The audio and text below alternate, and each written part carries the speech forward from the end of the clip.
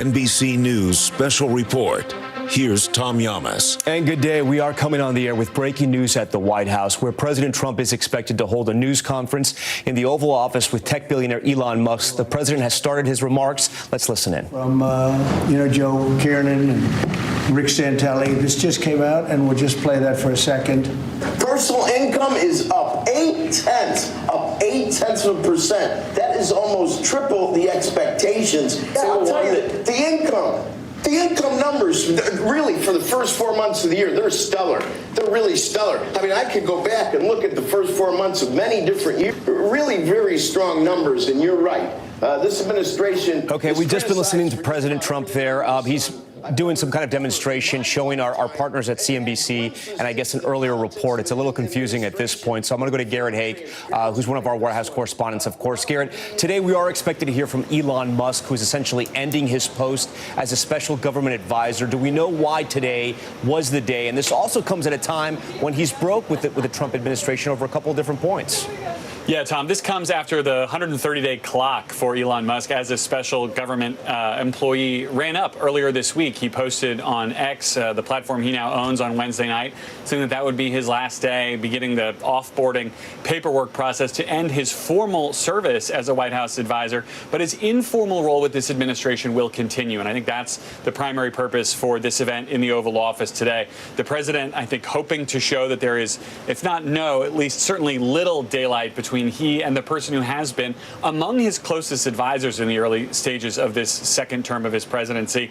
You mentioned the criticism that Musk, from somewhere between the inside and the outside, has offered of this massive tax and border bill that's been working its way through the House, now headed over to the Senate. That was one of the first major policy breaks between the two. We know that Musk has differed with the president on things like tariffs, but here Musk criticizing the bill for spending too much and not making the cuts that he has made as part of DOGE, his Department of Government Efficiency, more central to its focus. Now I think you're trying to see them come back together for this final official appearance, Tom. All right, Garrett, we're going to dip back into the president in the Oval Office. Let's listen in. Yesterday, and today it's about a man named Elon, and he's one of the greatest business leaders and innovators the world has ever produced. He stepped forward to put his very great talents into the service of our nation, and we appreciate it. And I just want to say that Elon has worked tirelessly helping lead the most sweeping and consequential government reform program in generations. And you know the kinds of things that he's found and his people have found. He's brought a group of very smart people in, and they found things that are pretty unbelievable. I have to say that the numbers that we're talking about are substantial, but they're going to be very much more substantial with time, because many of the things that we're working on right now, we're going to have to remember Elon as we find them, but the numbers could double and triple because many things, we don't want to go out with them until we're sure, but we've found things that are unbelievably stupid and unbelievably bad. With the Department of Government Efficiency, Elon's delivered a colossal change in the old ways of doing business in Washington. DOGE has installed geniuses with an engineering mindset and unbelievably talented people and computers. I actually asked Elon one time, what's their primary thing? And they have a lot of primary things, all having to do with being smart. But he said the thing that they're really the best at is working with computers, so that they can't be outsmarted by somebody that's not so honest, that happens to also be good with computers, but not as good as these people. But the mindset in the senior ranks of every federal department, and it's really changed. And with Elon's guidance, they're helping to detect fraud, slash waste, and modernize broken and outdated systems. So as you know, we're talking about various systems and changing systems. And, sadly, it takes a long time to do that. You'll change, let's say, a system at IRS and computerize it properly, where the job can be done in 1/10 the time, but it takes sometimes years to rebuild those systems. But we've started, in many cases, I will say that this has less to do with Elon, but the air traffic control systems, we're bidding out to the best companies in the world, those systems right now. They were what the previous administration was horrible what they did. They spent billions and billions of dollars, and in the end, it didn't even come close to working. They They tried to hook up wire to copper, and it can't be done. And they just spent billions of dollars and just wasted money. Actually made the system much worse. So we're going to get a brand new modern system. Congress is working with us on that, and we're going to get it done as quickly as we can. But it's in the works, and once it's done, it'll be good for 30 years.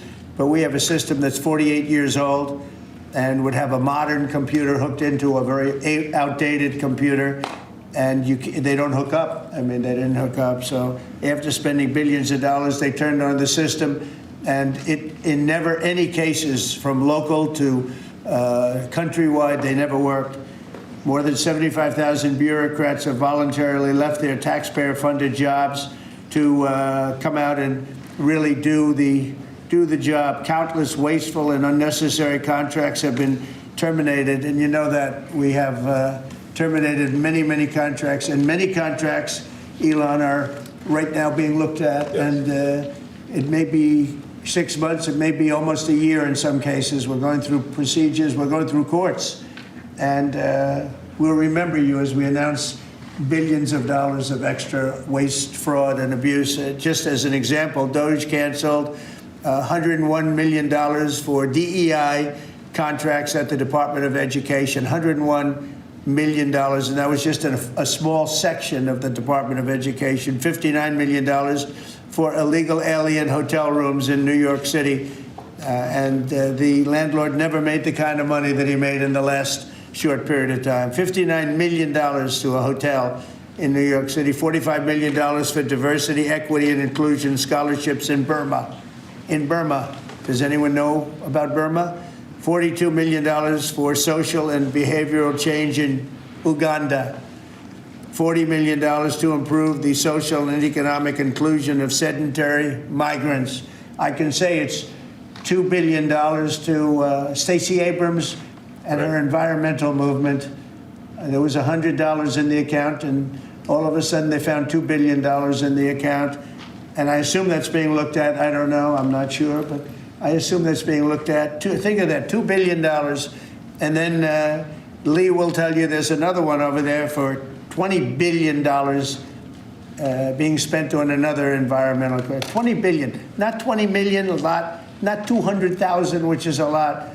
So think of it, in her case, you have $100, and now all of a sudden she gets hit with an infusion of $2 billion just before I take office. $20 million for Arab Sesame Street in the Middle East. Nobody knows what that's all about. Nobody's been able to find it. $8 million for making mice transgender. So they spent $8 million on making mice transgender. And those are better than many of the others. I could sit here all day and read things just like that, but we have other things to do. So it's much, much more than just that. We're totally committed to making the DOGE cuts permanent and stopping much more of the waste in the months to come. We want to get our great, big, beautiful bill finished and done. After that, we put some of this into the bill, but most of it's going to come later. We're going to have it cauterized by Congress, affirmed by Congress. In some cases, we'll make cuts. In some cases, we'll just use it in a different layer to save the money. But it's hundreds of billions of dollars. DOGE has also fully modernized the federal retirement process and continues to work very hard on the IRS modernization. But we're taking that over with DOGE. Many of the DOGE people, Elon, are staying behind, too, so they're not leaving. And Elon's really not leaving. He's going to be back and forth, I think. I have a feeling. It's his baby, and I think he's going to be doing a lot of things. But Elon's service to America has been without comparison in modern history. He's already running one of the most innovative car companies in the world. You look at his factories and compare them with some of the old factories we have, and it's a big difference. And the most successful space company, and I guess in history you would have to say the largest free speech platform on the internet, etc. Yet Elon willingly, with all of the success, he willingly accepted the outrageous abuse and slander and lies and attacks because he does love our country. I know that very much. He loves our country. He comes from another country that's going through trials and tribulations, I would say. But he's all about the USA, and Americans owe him a great debt of gratitude. So I just want to thank Elon for his time as a special government employee. Can you imagine? They call him an employee, but it's a special government employee, and for coming and helping us. And he really has changed the mindset of a lot of people. A lot of people thought, maybe we'll cut 1% or 2% or 3%. Then they said, wow, we can cut a lot more than that. And we're going to do it very surgically. We're going to continue on the march. We're making America great again. When I was in Saudi Arabia, and we were in, as you know, 3 really great countries, predominantly the 3. Qatar was great, UAE was great, Saudi Arabia, incredible. Such an incredible experience to be in those 3 countries. But the Crown Prince of Saudi Arabia, and I must tell you, the great leaders of the other 2 that we just mentioned, they all said the same thing, that the United States is the hottest country right now anywhere in the world. And 6 months ago, we thought it was dead. It was like a dead country. And it would have been a dead country if we didn't have the right result on November 5th. There would have been a horrible, horrible situation was going on with the borders, with transgender for everyone, men playing in women's sports, and so much more. But they were saying the hottest country anywhere in the world. And then I played that little clip because that was one person who's respected, or 2 people, because Joe was in that one too. Joe's a good man. But that was one group of people saying something about the success of what we've done over the last 4 months. They cannot believe it. In the one case, they said they've never seen anything like it as long as they've been doing what they've been doing. They've been doing it for a long time. So I want to thank Elon for helping. And again, the United States right now is the hottest country anywhere in the world. There's no country as hot. And we're doing really well. We came, when I left, we had no wars, we had no problems. We defeated ISIS, we rebuilt our military, and we had no inflation. And when I came back, we had a lot of inflation. We had wars all over the place. We had the embarrassment in Afghanistan where we gave up billions and billions of dollars of military equipment, the most embarrassing moment in the history of our country, I believe. I believe that strongly. We have Russia with Ukraine. We had the attack on Israel in October, the horrible attack, October 7th. Horrible, horrible attack. Nobody's ever seen anything like it. And now we have something where we're really healing a lot of that. We stopped India and Pakistan from fighting. I believe that could have turned out into a nuclear disaster. And I want to thank the leaders of India, the leaders of Pakistan, and I want to thank my people also. We talk trade, and we said we can't trade with people that are shooting at each other and potentially using nuclear weapons. And they're great leaders in those countries, and they understood, and they agreed. And that all stopped, and we're stopping others from fighting also, because ultimately we can fight better than anybody. We have the greatest military in the world. We have the greatest leaders in the world. We put one of them in charge of the Joint Chiefs of Staff, as you know, General Raisin Kane. And we wiped out ISIS, completely wiped out ISIS in 3 weeks. They said it would take 5 years, and we did it in 3 weeks. And that's the way it is. But we don't want to have to use our military. We want to be peace through strength when we can. And that's the way we're going to have it. So I just want to thank Elon and all of his people. Most of those people are staying. Almost all of them are staying, and they're going to be with us. And you're going to see the results coming long into the future. Even a year and 2 years later, you're going to see a lot of the results. And those hundreds of billions of dollars are going to be adding up, and they're going to continue to add. It'll be interesting, really interesting to see what the final number is going to be. But again, Elon gave an incredible service. Nobody like him. And he had to go through the slings and the arrows, which is a shame because he's an incredible patriot. The good news is that 90% of the country knows that, and they appreciate it, and they really appreciate what he did. And I gave him a little special something we have here. Thank you. A very special that I give to very special people. I have given it to some, but it goes to very special people, and I thought I'd give it to Elon as a presentation from our country. Thank you. Thank you, Elon. Thank you. Take care of yourself. Thank you. This is a lot. The luck in this is amazing. That's right. Large luck. Well, let me say perhaps a few words that this is not the end of Doge, but really the beginning. My time as a special government employee necessarily had to end. It was a limited time thing. It's 134 days, I believe, which ends in a few days. So that it comes with a time limit. But the Doge team will only grow stronger over time. The Doge influence will only grow stronger. I'd liken it to sort of Buddhism. It's like a way of life. So it is permeating throughout the government, and I'm confident that over time we'll see $1 trillion of savings and a reduction in $1 trillion of waste and fraud reduction. The calculations of the Doge team thus far, in terms of an FY25 to FY26 delta, are over 160 billion, and that's climbing.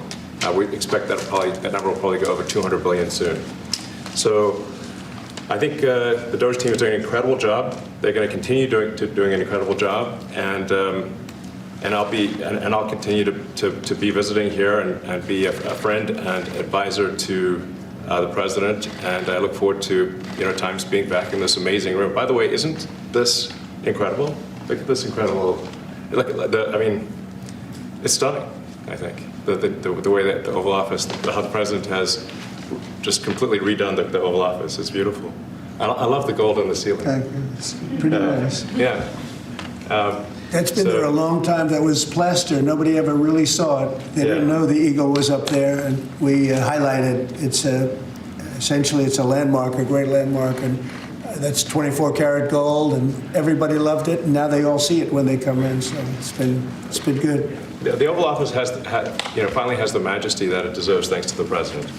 So I look forward to continuing to be a friend and advisor to the president, continuing to support the Doge team, and we are relentlessly pursuing $8 trillion in waste and fraud reductions, which will benefit the American taxpayer. That's it, really. Thank you, Mr. President. Thank you. Great job. Thank you, President Trump. The president mentioned that you had to deal with all the slings and arrows during your time at Doge. There's this. Well, some of the people, some of the media organizations in this room were the slingers.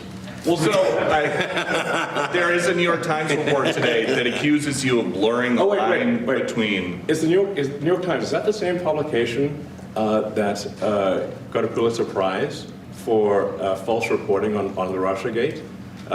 Is it the same organization? I got to check my Pulitzer. I think it is. It is. I think the judge just ruled against the New York Times for their lies about the Russiagate hoax, and that they might have to give back that Pulitzer Prize. That New York Times. Let's move on. Okay, then Next President question. Trump. I got one for President Trump. So President Trump, Biden aides who used to work here are in talks with Republicans in Congress to go and testify about what they did or didn't do to possibly conceal President Biden's decline. Do you think that Dr. Jill Biden should also have to come in and testify about what she did or didn't do? Well, I hate the concept of it. It's the wife of a man who was going through a lot of problems, and everybody that dealt with him understood that. And I guess it came out during the debate loud and clear. That was the biggest signal of all. They have to do what's right. The country was there was a lot of dishonesty in the election, as you know, of 2020. That's been now caught. People understand it was a rigged election. And when you go further out, when you see the auto pen, I think the auto pen is going to become one of the great scandals of all time, because you have somebody operating it or a number of people operating. Because I knew Joe Biden. Joe Biden wasn't in favor of opening up borders, letting 21 million people into this from prisons and mental institutions and gang members. He wasn't into that at all. And who signed these orders, proclamations, and all of the different things that he signed that set our country so far back, that was so bad for our country? With the auto pen, how would it work? Like, we're in the Oval Office right now. If there was a group of rogue staffers that worked for you who wanted to advance a bill or an executive order without your knowledge, how could they do it? How do they go Well, it's very behind hard the because president's I'd back? read your newspapers or your media the next day and I'd say, well, I didn't approve that, and I would find it. I mean, they wouldn't get away with it for long because I'd say, I never signed that. Who the hell signed that? Auto pens, to me, are used to sign letters to people because we get, I think they said 20,000 letters a week, and you like to be able, when somebody takes the time to write a letter, it's nice to sort of write back. And auto pens are meant for that. Auto pens are not meant to sign major proclamations or tax cuts or borders, anything having to do with the border, which is so important. And if it happened on my watch, I would be able to see it because the next day or sooner, I'd be reading about something that I knew nothing about and who the hell signed this. So I almost never use the auto pen. In fact, yesterday I was signing about 81, I think it was 81 proclamations and statements to people that I think should be signed by us. I think when you write letters to foreign dignitaries or presidents or prime ministers, you should be signing those letters, not done with auto pens. I understand he signed almost everything with an auto pen. It's a very dangerous thing. It really means you're not president. Whoever operated the auto pen, and we think we know who that is, and it was actually more than one person, but that's not what the presidency is all about. I hardly used to use it. Are you reinstate the tariffs on China? You said that they violated the agreement with the U.S. Well, they did. They violated a big part of the agreement we made. You know, if you read that whole statement, I was very nice to them. I helped them because they were in trouble with the stoppage of a massive amount of business. But I'm sure that I'll speak to President Xi and hopefully we'll work that out. But yeah, there's a violation of the agreement. Yeah, please. Mr. President, can you give us an update to the latest ceasefire agreement that Israel has agreed to, but Hamas is still considering? Well, they're very close to an agreement on Gaza, and we'll let you know about it during the day or maybe tomorrow, and we have a chance of that. And I think we have a chance of making a deal with Iran also. They don't want to be blown up. They would rather make a deal. And I think that could happen in the not too distant future. That would be a great thing if we could have a deal without bombs being dropped all over the Middle East. That would be a very good thing. They can't have a nuclear weapon. We want them to be safe. We want them to have a very, very successful nation. Let it be a great nation, but we can't have that. They cannot have a nuclear weapon. It's very simple. And I think we're fairly close to a deal with Iran. Mr. Musk, a question for Elon. Yeah, please. You said just now that you look forward to being a friend and advisor to the president. So do you expect to continue advising the president and Doge informally, or are you going to sort of shift your focus entirely to your companies? Well, I expect to continue to provide advice whenever the president would like advice. I hope so. I mean, I expect to remain a friend and an advisor, and certainly if there's anything the president wants me to do, I'm at the president's service. Mr. Musk, on Doge, you said that there was $1 trillion promise for cuts from Doge. Yes, I think we do expect over time to achieve the $1 trillion. But what have you found in your time here was the biggest roadblock to getting those cuts? Was it the cabinet, or was it Congress, or something else? What was the biggest roadblock from your work? It's mostly just a lot of hard work. It's really not any one person or Congress. It's going through really millions of line items and saying just each one of them makes sense or does not make sense. Obviously, at times when you cut expenses, those who are receiving the money, whether they're receiving that money legitimately or not, they do complain. And you're not going to hear someone confessing that they received money inappropriately. Never. They're going to always say that they received money appropriately for an important cause. Naturally, that's what you'd expect. So we just have to. It's just a lot of work going through the vast expenses of the federal government and just really asking questions. What's this money for? Are you sure it's actually being used well? Many times we can't even find anyone who defends it. So for a lot of the expenses, there is actually no defender at all. And then we have to just work through the process of stopping the spending, where there's often literally no defender. Nobody even knows why the money's being spent. It's truly absurd. I mean, we find situations where there are millions of software licenses with 0 people using them. 0. Exactly. This is the quizzical expression. You're like, surely If there's millions of software licenses, someone should be using them. No, and then we've got to go through the process of saying, okay, look, if no one's using the software, we can terminate this software license agreement. That's everywhere in the government, by the way. Mr. Musk, what do you think would be easier, colonizing Mars or making the government efficient? It's a tough call, but I think colonizing Mars and making life multi-planetary is harder. And as I said, we do expect to achieve over time the $1 trillion of savings. We can't do it in like a few months, but if you say by I think the official end of DOGE, which the president may choose to extend, is the middle of next year. Say by the middle of next year, with the support of the president and Congress, could we achieve $1 trillion of savings? I think so. We're on track to do so. Do you have faith that Congress is going to? Mr. Musk. Thank you, Mr. President. You had mentioned earlier in the week that DOGE should become a whipping boy, and as the president mentioned, you went through a lot to go through this process. Yes. Was it worth it for you, and what would you change? Yes, so what we found was happening was that if there were any cuts anywhere, then people would assume that was done by DOGE. And so we became like essentially the DOGE boogeyman, where if so any cut anywhere would be ascribed to DOGE. A friend of mine's daughter, who's at law school at Georgetown, thought that DOGE had cut the Senate, internships the legal internships for the Senate, and we have nothing to do with that. So if they have been cut, it's not to do with us, just as an example. So, it just became a bit ridiculous where any cut anywhere was somehow DOGE, and including things that made no sense, and we would agree made no sense. There are many things that occur in the government because it's the banal evil of bureaucracy. It's sort of the frankly largely uncaring nature of bureaucracy.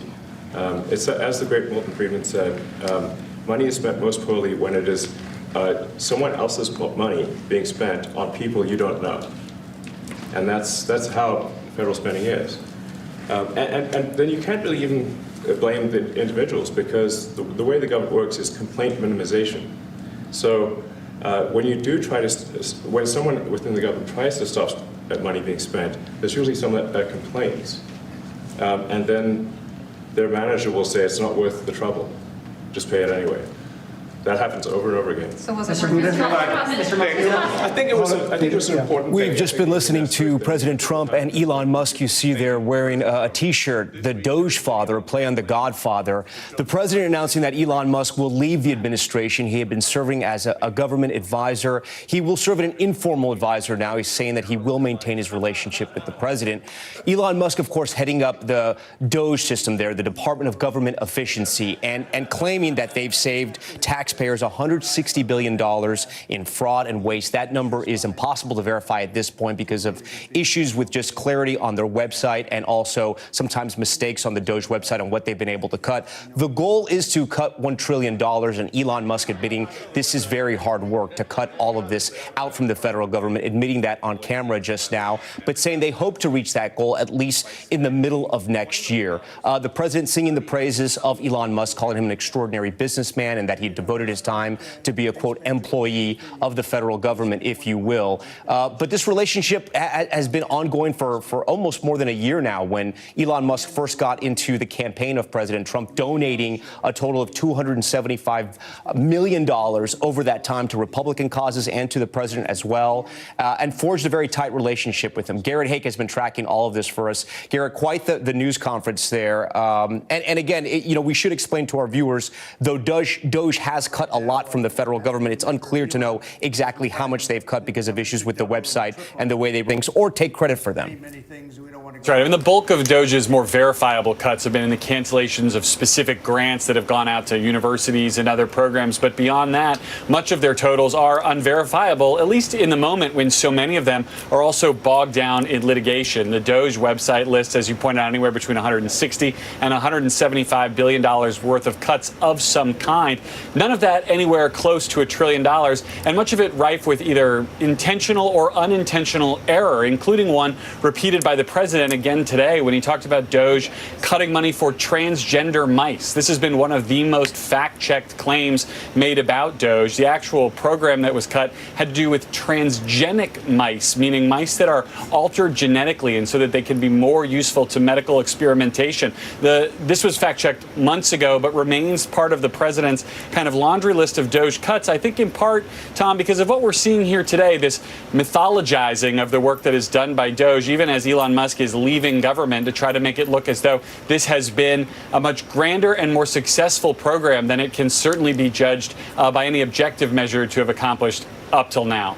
Tom? Yeah. And the president making clear that Elon Musk may be leaving, but he's really not going anywhere for now. That concludes this NBC News special report. We're going to have much more ahead on our streaming network, NBC News Now, online at NBCNews.com, and a full wrap-up tonight on Nightly News. I'm Tom Yamas. We thank you so much for watching.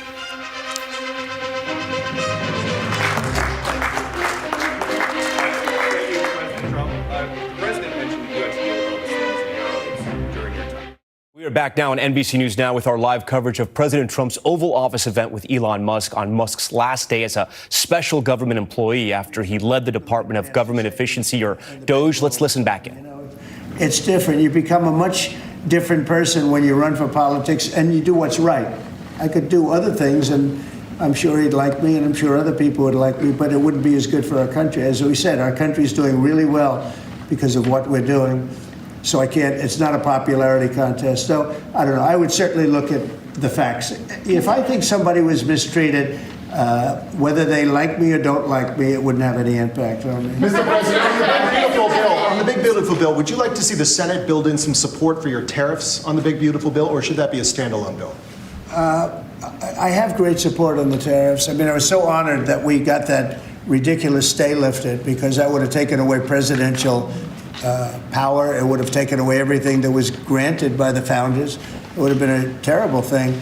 And it would have, most importantly, would have left us vulnerable. We have a lot of countries that use tariffs on us and use them viciously, actually, viciously.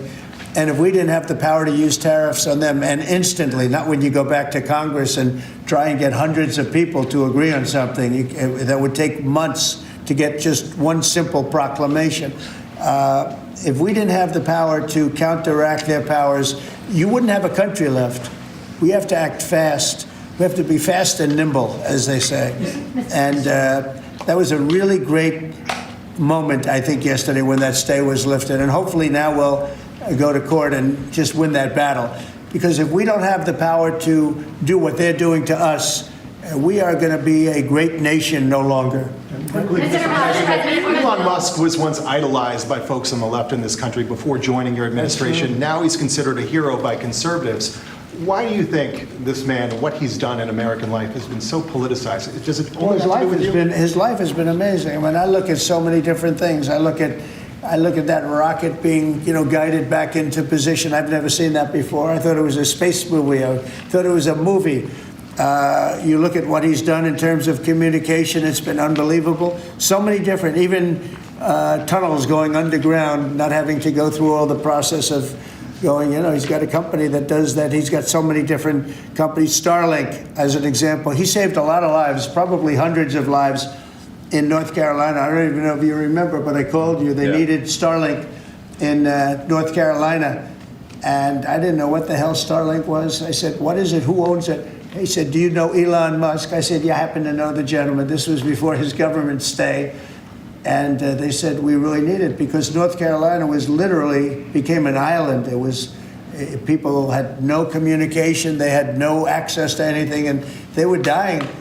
And I called up Elon, and you can't get it because it's so successful. It's very hard to get. And he had so much of it brought over there, and they told me it was unbelievable. It saved a lot of lives. So, he's just done a lot of things. I don't think he gets credit for what he's done. But he's a very good person, too. You know what? If he wasn't a good person, but he did the same things, I'd probably maybe speak differently. He happens to be a really good person. who loves the country. Mr. President, one big, beautiful bill. You had indicated this week that there were some things you didn't like about what had passed in the House. What changes do you want to see the Senate make? And you had also indicated there were things you didn't like about the bill. What would you be suggesting he push senators to change in their version? Well, I'll tell you, I'll go first. It's an unbelievable bill. It cuts your deficits. It cuts, it's a huge cutting. But there's the things I'd like to see maybe cut a little bit more. I'd like to see a bigger cut in taxes. It's going to be the largest tax decrease or cut in the history of our country. I'd like to see it get down to an even lower number. I was shooting for a slightly lower number. I would have liked to have done that. But with all of that being said, when you look at the tax cut and the fact that the original tax cut, which made us so successful, we had the most successful 4 years in the history of our country, the economy, and this is going to be even better. And you see that by the reports that came out just yesterday or tonight. I guess they were released this morning at 8 o'clock. You see the kind of numbers where somebody that's a pro is like, whoa, I haven't seen numbers like this since I've been doing this. These are human emotions of professionals that have never seen numbers like, and we've just started. The bill is a great bill. It's going to be jiggered around a little bit. It's going to be negotiated with the Senate, with the House. But the end result is it extends the Trump tax cuts. If it doesn't get approved, you'll have a 68% tax increase. You're going to go up 68%. That's a number that nobody's ever heard of before. You'll have a massive tax increase. If it does get approved, you'll have a large tax cut, the largest we've ever had. When you add the past tax cuts that we got you, the Trump tax, they call them the Trump tax cuts. It's an amazing bill. It does amazing things. With all of that, it's going to be adjusted a little bit over the next coming weeks, and I think it's going to be passed. The Republicans want to pass it. With all of the great things it does, including an extension of debt, it's the extension. We have to extend the debt. If we don't extend debt, we're in default. Now, the Democrats might like our country to be in default, but in 250 years, we've never been in default. That was handed to them by a very well-meaning man that gave it to them because he thought it was the right thing to do. It could have been their problem before the election, but this man thought it was the right thing to do, and he was well-meaning. I don't hold anything against him for that, but that was put on our plate when it should have been on the Democrats. September 28th, a famous date. It should have been taken care of by the Democrats, but this person, a man of power, gave it to us so that in June that comes due. Well, we have to take care of that because if we don't take care of it, we have a country in default, and we don't ever want to have a country in default.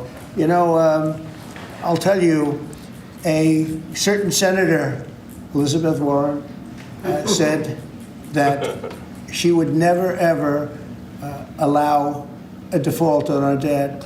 She would never let it happen, and she would like to get rid of the debt ceiling, what's called the debt ceiling. I call it the debt extension because we really need an extension, that she'd like to see that gotten rid of. And there are many people that agree. Many Democrats agree with that. But we gave that through, and I don't want to say an error. He did it well-meaning. They gave that to us. It was a Democrat problem just before the election. Would have had a huge impact on the election. And to our benefit, we won anyway, but to our benefit. But felt that really for the good of the country, we should extend that. But Elizabeth Warren and various other people would like to see that. Her whole career, she wanted to see it terminated, gotten rid of, not being voted on every 5 years or 10 years. And the reason was because it's so catastrophic for our country. And I always agreed with her. That was one thing I agreed with her on. Now, I haven't spoken to her, but I would say that if you asked her that question now, she'd say, no, it's their problem. But it's a very unfortunate situation. It's a very unfair situation. And she happened to be right on that. It should be gotten rid of, or it should simply be extended. But that's one of the things that gets taken care of in this bill. That automatically gets extended for a 4-year period. And it should be. But I agree with Elizabeth Warren on that. I think you should get rid of it. It's too catastrophic. Mr. Yeah, please, go ahead. What message do you like to send to international students are they still welcomed to study in the United States? And one question for Mr. Musk. The students? Well, we want to have great students here. We just don't want students that are causing trouble. We want to have students. I want to have foreign students. I think Harvard, it's close to 31%. That's a lot. Our country's given $5 billion plus to Harvard over a short period of time. Nobody knew that. We found that out. I wouldn't say that was a Doge thing, but we found that out over a period of time. That was sort of a Trump thing. We ended up in litigation for other reasons because they're very anti-Semitic. And in finding out and in going through the books, we found out that the country gave them $5 billion plus, much more than that, actually. And we're having it out with them, and let's see what happens. I think we have a very good, it's a very sad case. It's a case we win. We can't lose that case because we have the right to make grants. We're not going to make any grants like that.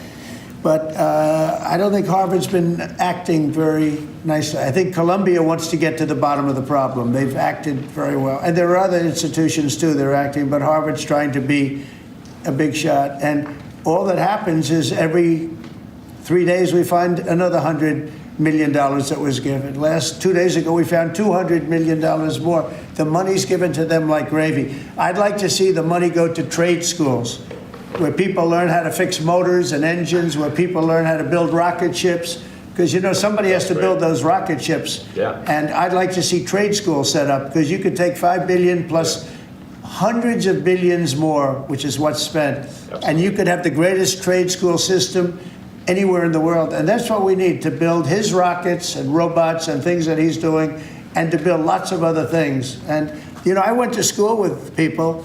In some cases, they weren't good students, but they could fix the engine of a car better than anybody I've ever seen. They could take it apart blindfolded. They had an ability at that. And they did very well. They made a lot of money. It's a very skilled job. It's great. But I'd like to see a lot of money going into trade schools. I've always felt that. And we probably found our pot of gold, and that's what's been wasted at places like Harvard. And the money's been wasted. Yeah, please. Yeah, well, I wanted to ask quickly, Mr. Musk, is your eye okay? What happened to your eye? I noticed there's a bruise there. Well, it wasn't. I wasn't anywhere near France, so. What does that mean? No, I didn't notice his eye. First lady of France. I didn't notice. I was just horsing around with little X, and I said, "Go ahead, punch me in the face," and he did. Turns out, even a 5-year-old punching you in the face actually does. That was X that did? Yeah. X could do it. If you knew X, I saw his mom right now. But I didn't really feel much at the time, and then I guess it bruises up. But I was just horsing around with the kids. I didn't basically. notice it, actually. President Trump, I got one. I know that you try to stay pretty neutral because not your war, but And by the way, not my war. I just want to solve the problem for people. This was not a war that was going to happen if I were president. Right, and so not your war, but as you try to fix it, and as you survey this hellscape of the Ukrainian front lines, it's horrible. And you and your team deal with a very stubborn Vladimir Putin. Yeah. Do you look? And Zelensky. Yeah. But do you look at this Very conflict stubborn Zelensky too. any differently now? Like, do you look at this and see Putin as the good guy or the bad guy? So I've known him very well, and I went through a lot of things with him because Russia was, the Russia hoax turned out to be a total hoax. New York Times, they got a Pulitzer Prize. They have to give back the Pulitzer Prize. That's my lawsuit, and they're doing very poorly in that lawsuit. But they wrote stories about how it was true and it was false, and a lot of Washington Post also. I have gotten to see things that I was very surprised at. Rockets being shot into cities like Kiev during a negotiation that I felt was maybe very close to ending. We were going to solve a problem, and then all of a sudden rockets got shot into a couple of cities and people died. I saw things that I was surprised at, and I don't like being surprised. So I'm very disappointed in that way. With that being said, I'd like to see it end. 5,000 people, I think the number's even more than that, but 5,000 people a week are being killed. Mostly soldiers, but also people that live in little cities and towns throughout Ukraine. And I'd like to see that stop. And I asked Caroline this yesterday, but I want to ask you directly. So many of the things that you're trying to do are held up in court right now. If the courts are going to have so much influence over U.S. policy, do you wish you would have just become a judge instead?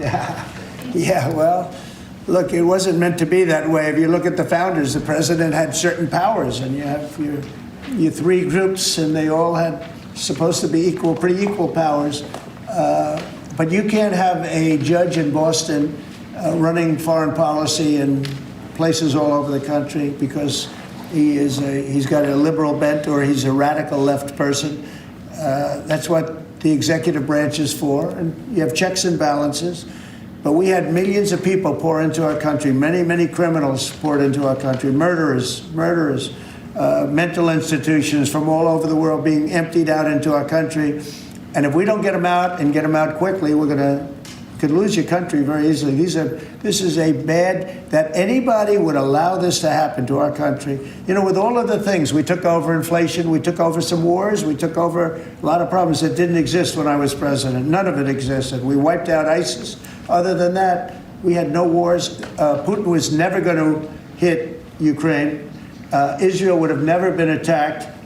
That attack, as you know, Iran had no money. They didn't have money for Hamas. They didn't have money for Hezbollah. They had no money whatsoever. That wasn't going to happen. All of these things that happened weren't going to happen. You wouldn't have had inflation. So it's very sad when I came back. But the thing that is the hardest is that they allowed 21 million people into our country, and many of those people are stone-cold criminals. They moved their criminal population into the United States, and of all the things that, you know, are bad, I solved inflation, I believe, already. I got the fuel prices down. The fuel prices came down. That's one of the reasons. They screwed up the energy. They screwed up the cost of gasoline and oil and gas. And you had tremendous inflation, the greatest inflation probably in the history of our country under Biden. And when people said, oh, but the economy was, no, the economy was terrible for the people because they couldn't afford the energy. And the energy brought everything else up. Energy is the big deal. But with all of that, we solved that already. In 4 months, we solved it. $1.99, $1.98 gasoline. First time people have seen that in a long time since my term. But the hardest thing to solve is millions of people pouring into our country, many of whom are criminals. Because remember, these countries are smart. Their leaders are very street smart. They're sending the people that they don't want. They don't want the people that are there, that are law-abiding, that are productive, that are working hard. They want people that are in jails. We have them. They allow them to come in. And I always look to the other side, like, why would somebody do something? You know, in business, I try and study, why would they want to do this? Why would they want to sell it? Why would they want to buy it? One thing I can't figure out is what would an administration, what were they thinking when they allowed millions of people from prisons all over the world, not just from South America, Venezuela, all over the world, from the Congo in Africa, hundreds of people, thousands of people from the Congo, rough prisoners, from Asia, from Europe, rough parts of Europe. Why would they allow them to come into our country? Why would they do that? It's the one thing I can't figure out.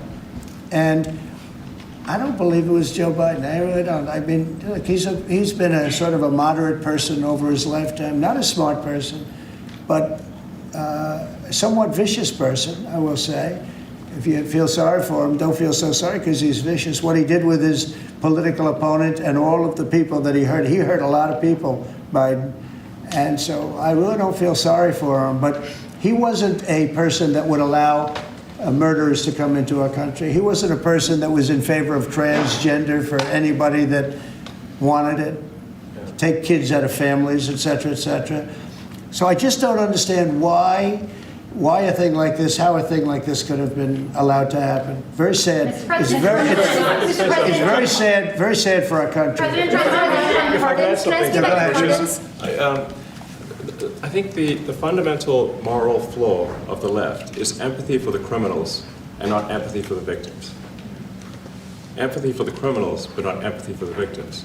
And there's been way too much of that. That needs to stop. To the president's point, there's been immense judicial overreach that is unconstitutional.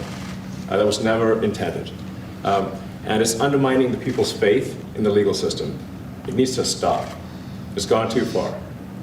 Mr. Musk, And just today, we had, just a couple of hours ago, we had a great decision from the Supreme Court, thank goodness, that was very important. We had two important decisions yesterday on the tariffs, because again, we have to be able to fight a fair fight with other countries. Howard, would you say we have to be able to use tariffs to fight people that use tariffs on us? I mean, if we didn't have that power of tariffs, we would economically be destroyed as a country, because they will destroy us. Other countries will destroy us with unchecked tariffs. We can check them when we have the use. They tried to take that power away from us. And if you take that power away, we're not going to have a country. We won't have an economically viable country. But it's very important on immigration that we be able to get people out without having to go through a long court case. I mean, it was up to some of these judges. Every single one of these millions of people, criminals, prisoners that were let go from jails because they save a fortune when they do. They brought them into the United States. You know what they're saving? The money they're saving? But some of murderers, it's very important that we're able to get those people out of here fast, bring them back to their country where they belong. And those countries take them, because if they don't take them, they have to go through the wrath of the United States, and they take them. But we have judges that don't want that to happen. And it's a terrible thing. That's going through the court system right now, that whole situation. But when ICE and with Border Patrol, they've done an incredible job. When they do this incredible job and they capture 100 killers and drug dealers, and we can't keep them for years here as we go through trials. We have to get them out rapidly, and we know who they are. And we're very careful about who they are, but we have to get them out rapidly, or again, we're not going to have a country. Okay? Maybe one or two more. Go ahead. Are you concerned that tariff may also affect companies like Tesla, which has parts manufactured abroad? And this is also to you, Mr. Musk. Well, he's going to end up building his whole car here. I mean, I thought he built his whole car. Pretty much he does. He's got incredible factories, and like I looked at one in Texas. It's unbelievable. No, all of the manufacturers will build their parts here too. I mean, it used to bother me. They make a part in Canada, a part in Mexico, a part in Europe, and it's sent all over the place, and nobody knew what the hell was happening. I think it's ridiculous. You build a car, make it in America, and I gave them a little leeway on that. Gave them some leeway. But over the next year, they've got to have the whole thing built in America. That's what we want. We want America to buy American-built cars. Thank you very much, everybody. Thank you, Press. Thanks, guys. Thank you, guys. How was your meeting with Jerome Powell? Thanks, guys. Good meeting. Thank you, guys. It was a good meeting. Are you considering? Thanks, guys. Keep going. Thank you. Thanks, guys. Let's go straight out here. Thank you. Thanks, guys. We can come back. We've been listening there to President Trump and Elon Musk. This on the last official day as a special government employee for Elon Musk. He has served the White House and served our country for 130 days. There is a limit on that type of job. He did announce that he will be an informal advisor to President Trump. President Trump saying that he will still ask for his advice and that he was an incredible businessman, that he's devoted his time to this country, being one of the richest men on this planet. Garrett Haight has been listening in with this. Garrett, I wondered if we sort of broke down that entire news conference, how much of a percentage that was about Elon Musk and how much it was about pretty much everything else going on in the Trump administration, including how a lot of what he's tried, these executive actions, are being tied up in the courts. Yeah, that's right, Tom. I mean, look, I think the ostensible purpose for all this was this Elon Musk send-off, and to at least make it appear that in this moment there is no daylight between the president and the person who has been his closest sort of non-staff advisor during his first 130-plus days in office. But then we saw this lengthy digression in any number of topics. I won't call this a press conference because it is just the pool of reporters in the room there, mostly handpicked by the administration is the way that this is handled now. And so reporters having a chance to ask on a variety variety of topics, sort of everything that's on Trump's mind. This is the way that he has now taken as his preference to deal with reports, to deal with the news, and to address topics himself rather than through traditional briefings or through traditional press conferences, which is why we got his thoughts today on issues like the dust-up between French President Emmanuel Macron and his wife, and whether the president has closed the door on pardoning Diddy at the end of that sex crimes trial, the president suggesting that's something he'd still consider. So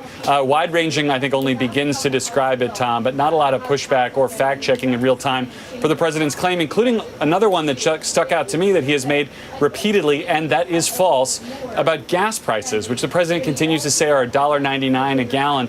Perhaps that is possible in some rare locations around the country. The AAA national average says it's more like $3.16 a gallon. But these are the things the president gets stuck in his mind, and he says them over and over again, only rarely in a position to be fact-checked. And then, Garrett, if we talk about sort of the arc of the relationship between Elon Musk and President Trump, there was a time there in the first administration that Elon Musk thought that President Trump was, in some reporting, a con man, if you will. Yeah. But that relationship changed during the Biden administration, where he went on to donate hundreds of millions of dollars to President Trump's campaign, along also with Republican causes as well, build this really tight relationship. And at one point, Garrett, it almost felt like he was a pseudo vice president. He was in news conferences. He was by the president's side. He was there for meetings with world dignitaries. At one point, there was reporting that he was going to get briefed on certain issues involving China. And then now at this point, he's broken with the president on a couple of things, including that spending bill, which President Trump mentioned briefly, and also tariffs. He has said that he wants a zero tariff policy between Europe and the United States, which the president doesn't believe in that. Yeah, look, Elon Musk had a couple of things going for him early in this relationship. Number one, he's extremely rich. Donald Trump looks at other rich men, and men in particular, as peers and people whose advice he values. And he took that advice a great deal during the transition and during the early stages of the administration, where the two were close. They were focused on the work. I think the president also liked that Elon Musk became something of a political heat shield. And Musk addressed it in this Oval Office spray here, saying that he and Doge became a boogeyman on the left. That sort of kept the president's hands clean, if you will, as Elon Musk took on a lot of criticism. But it's been well documented that both of these men do not share power well and have had falling outs with other powerful men when they have shared power and have shared credit over the length of their career. Here it was civil, and it was things like this recent interview in which Elon Musk expressed his disappointment that the president's tax and border bill doesn't go far enough on spending cuts, or where they disagreed on tariffs. But it became increasingly clear, I think, in recent weeks that their alignment on issues were kind of running to the end of the runway, if you will, and that they were probably likely to disagree more on issues like immigration, where Elon Musk has been someone who's, advanced desires for more H-1B visas for highly skilled workers, like on tariffs, where Elon Musk is a major exporter through Tesla and through some of his other products and doesn't want to see the tariffs in place. So their interests and their political goals here have diverged in recent weeks, and now the formal role is ending, but as both men said, their informal advising relationship will continue, as we've seen in other cases where Donald Trump rarely pushes anyone all the way out of his inner circle. Yeah. He tends to keep people on the line, quite literally on the phone lines, for advice, even after they've stopped being kind of day-to-day confidants. And to be fair, this relationship sometimes in the president's circle, this one lasted a bit of time, so we'll see where it goes from here. Garrett, thanks for all your reporting. That's going to conclude this NBC News special report. I'm Tom Yamas. We'll send it back now to NBC News Daily.